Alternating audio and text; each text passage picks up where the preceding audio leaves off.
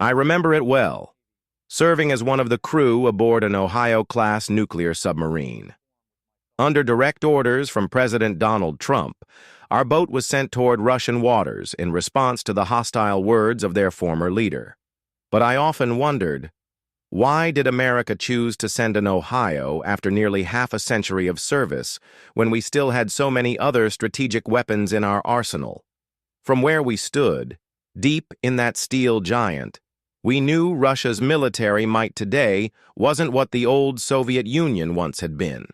Beneath the waves, they still bragged about their Delta and Borei-class submarines, daring to call them rivals to the Ohio. On land, their RS-24 and RS-28 intercontinental missiles pointed straight at the West, and if Putin ever chose a first strike, most of America could be wiped out in an instant. Even if our nuclear forces struck back immediately, by then, the world as we knew it would already be over. That's why Washington relied on boats like ours, slipping quietly close to Russia's shores with a hidden arsenal. Modern intelligence systems fed us constant updates, and if the Russians ever made one wrong move, our missiles would answer without hesitation. I can still picture it. Me at my station, serving on one of the 12 Ohio-class submarines that constantly patrol the Atlantic and Pacific. In the belly of that vessel sat 20 Trident II D5 ICBMs, each always ready to fire. And every single missile carried 8 W88 thermonuclear warheads, multiple independently targetable re-entry vehicles, each packing a yield of about 475 kilotons. As an old sailor, I never had to stretch my imagination to grasp the destruction those warheads could unleash. Just think of Hiroshima. One bomb of roughly 16 kilotons leveled a city. Now imagine a single W88, nearly 29 times stronger. And then remember this. One Trident II D5 could carry 8 of them.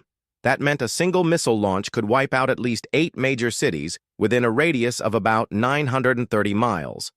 And since the Trident II D5 was an intercontinental ballistic missile, it had a maximum range of roughly 7,500 miles, able to reach just about any target on Earth.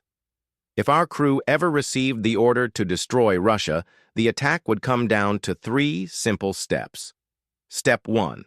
Position near the Kamchatka Peninsula, Sakhalin Island, or, if you wanted even more safety, Hokkaido in Japan.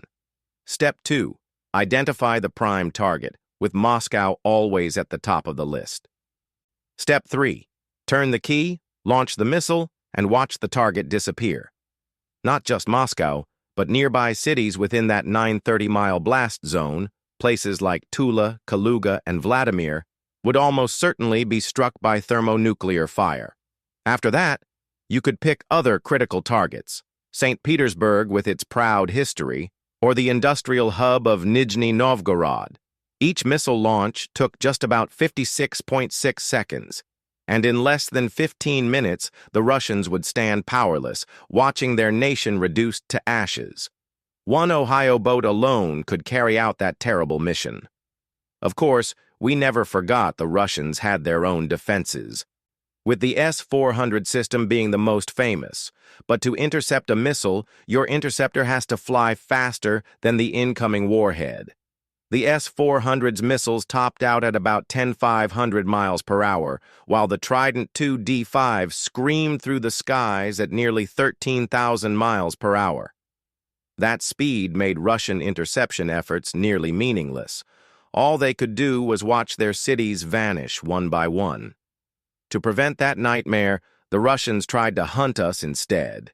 You could see their warships and anti-submarine helicopters scouring the seas day and night, but unlike them, we remained calm. We knew they'd never find us. Tracking down an Ohio required breaking through layer after layer of defenses, something no Russian or Chinese system had ever managed. Our engineers had planned for this all the way back in the 1970s.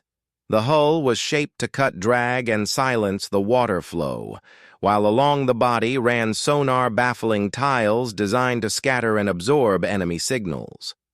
Deep inside the Ohio, you realize the boat is more than steel and rivets.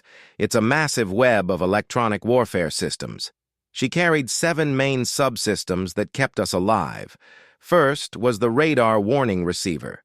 That machine worked like an all-purpose guardian, designed to detect, locate, analyze, and record hostile radar emissions across frequencies from 0.5 to 18 gigahertz. Sometimes, the WLR-8 VP5 unit even flagged threats we didn't see coming. The second was the WLR-10, mounted on the mast. That system gave us short-range imaging and early warning. Picture this. An enemy submarine manages to spot us first and launches a torpedo. A dangerous scenario, no doubt, but we didn't panic. Inside our Ohio, the gear was always combat-ready. We had the Mode 1 acoustic countermeasure system. The moment it sensed a short-range threat, it deployed a decoy. A buoy shot out, holding steady in the water, and blasted high-frequency noise. The enemy torpedo's guidance was scrambled, veering it away from our hull. And if we dodged his torpedo, what about his sub? Were we going to turn tail and run? Not a chance. That's not how Americans fight. The right move was always to strike back. For that, we had the third system, the AN/BQQ-6 sonar suite. It was long-range, tied directly into our fire control. Built from 944 hydrophones in a giant sphere, plus about 100 more along the flanks, it could track enemy subs by position, size, and motion. Once we had the fix, the rest was simple. Guide our torpedo straight into him and wait for the explosion. After completing such a mission, the crew would take the boat to a safe patch of sea, surface, and finally breathe fresh air again after days of tension below. And then there was the fourth system, the periscope. Now, when people hear that word, they imagine sailors glued to a tiny eyepiece for hours on end, but not us. The Ohio had something better, a modern setup with 2 different scopes, one smaller, one larger, mounted on opposite sides of the sail. On the starboard side was the smaller scope, and to port, the larger one. Both worked not only as scientific-grade optics, but also as powerful antennas capable of pulling in signals from far beyond the horizon.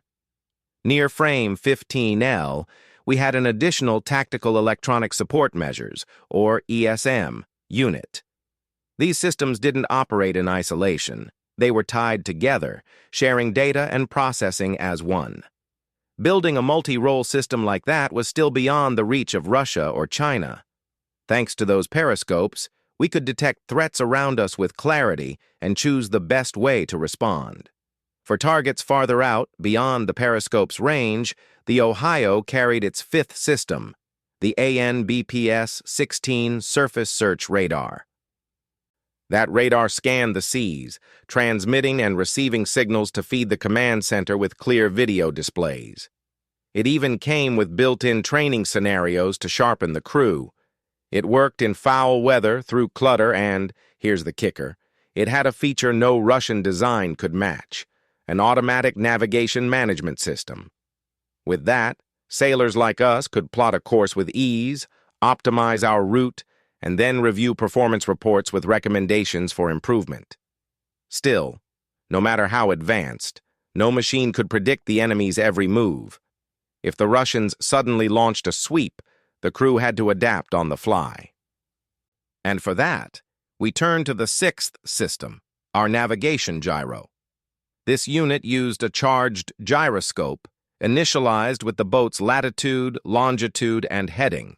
It constantly recalculated position by detecting acceleration. In nearly 50 years of service, that system never failed us once. And in the end, all paths led back to the heart of the submarine, the control room. That was home. It was where my shipmates and I commanded the boat and ran the fight. Rows of consoles and terminals all linked into one, the CCS Mk2 command and control system.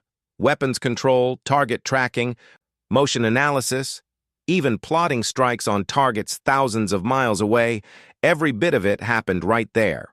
At the heart of the CCS Mk2 system was a bank of servers running specialized software built for one mission: finding and striking targets. Mastering that computer suite gave us control over every situation, inside and outside the boat, ensuring we could fight for as long as it took. The Ohio class ran on a carefully engineered nuclear reactor.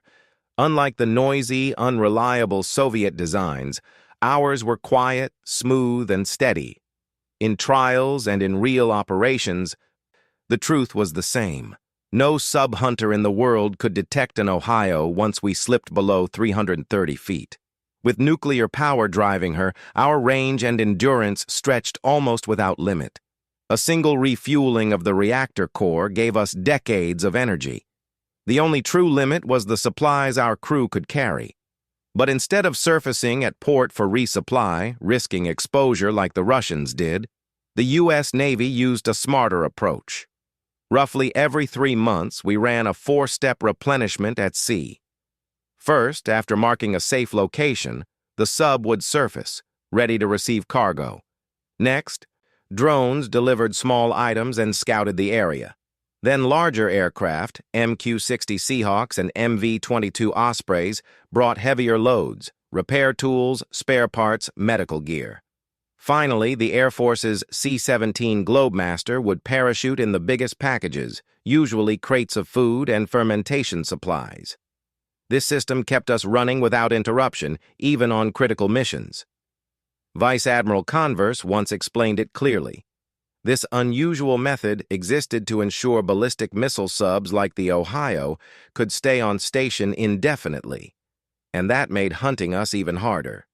For the Russians, the Ohio became a nightmare of history. It started back in 1980, when President Reagan pushed the costliest strategic weapons programs. Out of that came the Ohio-class nuclear submarine, a machine powerful enough to erase the Soviet Union in a single salvo. Reagan's aim was simple: drag Moscow into a ruinous arms race it couldn't afford. Sure enough, the Kremlin walked straight into the trap. They became obsessed with countering the Ohio, pouring resources into nuclear sub-programs to match us. But the Soviet Union was poorer than America, and the deeper they sank into that arms race, the weaker they became. Before they could field a real answer, the USSR collapsed, marking Moscow's defeat in the naval power struggle. And so, the Ohio class stood as one of America's lasting symbols of victory in the Cold War. After the fall of the Soviets, Russia tried to answer with their Borei and Typhoon-class subs. On paper, they were meant to rival us. But today, Moscow can't even maintain them properly. Many of the old Soviet-era boats have been scrapped with their own hands. Right now, the Borei fleet has only about 8 subs listed as combat-ready, and not a single one is actively deployed. That's far too few compared to America's 14 Ohio-class submarines standing ready for war. And here's the other truth. Russia's nuclear subs have never fired in combat. Ours have. The most recent example came in June of 2025, during Operation Nighthammer. An Ohio surfaced long enough to unleash 20 Tomahawk cruise missiles into Iran, striking critical infrastructure around Isfahan. But that was just the feint. The real hammer blow came when B-2 Spirit stealth bombers followed in, dropping bunker-busting bombs. Even then, the Iranians got lucky. The Tomahawks carried only tactical warheads. Imagine what would have happened if we hadn't held back. We wouldn't have even needed to bring Trident II D5s into play. Just arming those Tomahawks with W80 nuclear warheads, each 10 times the yield of Hiroshima, would have erased much of Iran's infrastructure in a single night. That's the absolute power an Ohio carried when loaded with ballistic missiles. Against that kind of force, Tehran's entire military might look like child's play. And when you look back at the Russians, it's telling. They've never once sent their Borei subs into actual combat, even when reality demanded it. In 2024, when Assad's regime in Syria faced collapse, their subs stayed idle. Their strategic ally in the Middle East fell under rebel pressure, and the Boreis sat silent. Now, In Ukraine, Russia faces the toughest fight since its founding. After 3 years of war, their losses are heavier than anything they've seen before. And their key ally, Iran, is under constant pressure from Israel and the United States. Yet still the Boreis stay out of the fight. But those 8 Borei-class boats stayed silent, never moving the way America had in Tehran. That told me something. Maybe Russia was struggling to deploy its nuclear subs at all. They weren't ready to put their best, those Boreis, into real combat. They kept them tied down to limited exercises, never risking the open fight. That was the opposite of us. The American spirit was always to test our machines in real battle. The more I thought about it, the prouder I felt to be part of an Ohio crew. But then a chill set in, because I knew America was about to face a change. After nearly half a century of service, the Ohio class was running out of time. The Pentagon had first planned to retire the whole fleet back in 2020. The replacement would be the Columbia class, a more modern design. But tight budgets and slow shipbuilding meant the first Columbia wouldn't be delivered until 2027. In the meantime, the Navy filled the gap with Virginia-class attack subs, displacing about 9,000 tons each. But those Virginias were never meant to shoulder the burden of strategic deterrence. Meanwhile, our rivals, Russia and China, kept growing stronger, launching more advanced subs and surface warships every year. The smaller Virginias simply couldn't deliver the same deterrent power. A crisis was brewing inside our own Navy. Our other nuclear-powered classes, Los Angeles, Virginia, and Seawolf, carried Tomahawk cruise missiles, but they didn't have the overwhelming strike power to deter Moscow or Beijing. That left only the Ohio. With its ability to deliver a massive nuclear strike in a single salvo, it remained the one war machine capable of keeping our enemies at bay. That terrible balance forced Russia and China to sit down at the table with America. But even then, men like me worried, because no matter how mighty, the Ohio fleet was old. By 2030, Washington planned to start phasing them out, one by one, and the Columbia program was plagued by delays and setbacks. For patriotic sailors like us, that reality was troubling. What if the Ohio fleet retired before Columbia was ready for modern war? Would America lose its edge in nuclear deterrence? Would Russia and China seize the moment to threaten us instead? I couldn't say whether the men at the Pentagon had a backup plan for the worst-case scenario, but I knew this much. The risk of America's military power slipping on the world stage was real. Uncertainty hung over all of us. And yet as a U.S. sailor, I understood my duty. Whatever came, I would give everything I had to defend my country against any enemy.